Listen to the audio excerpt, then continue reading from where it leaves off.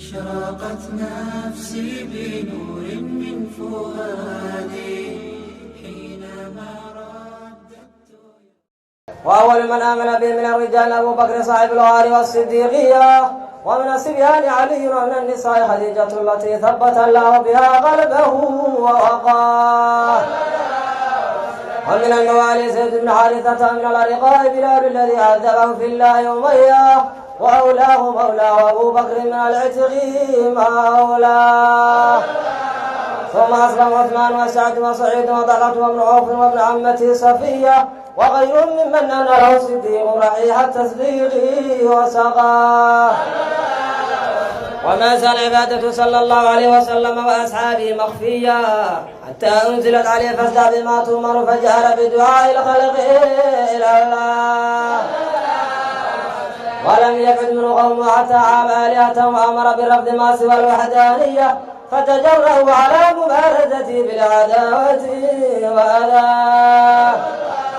واشتد على المسلمين البلاء فهاجروا في سنة 5 إلى ناحية النجاشية، وحدوا عليه عمه أبو طالب فأبى كل من القوم وتحامى، وافرض عليه قيام بعد من الساعة الليلية.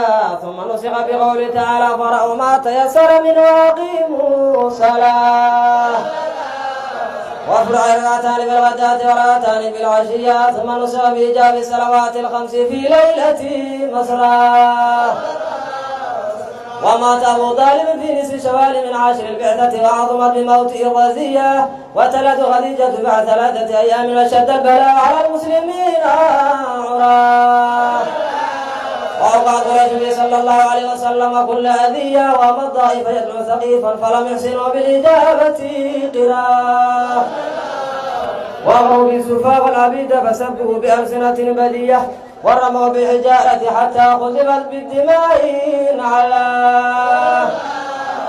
ثم عاد صلى الله عليه وسلم إلى مكة حزينا، فسأل ملك الجبال في إهلاك أهل هذا العسبية، فقال إني أرجو أن يخرج الله من أصلابهم من يتولى أدر اللهم.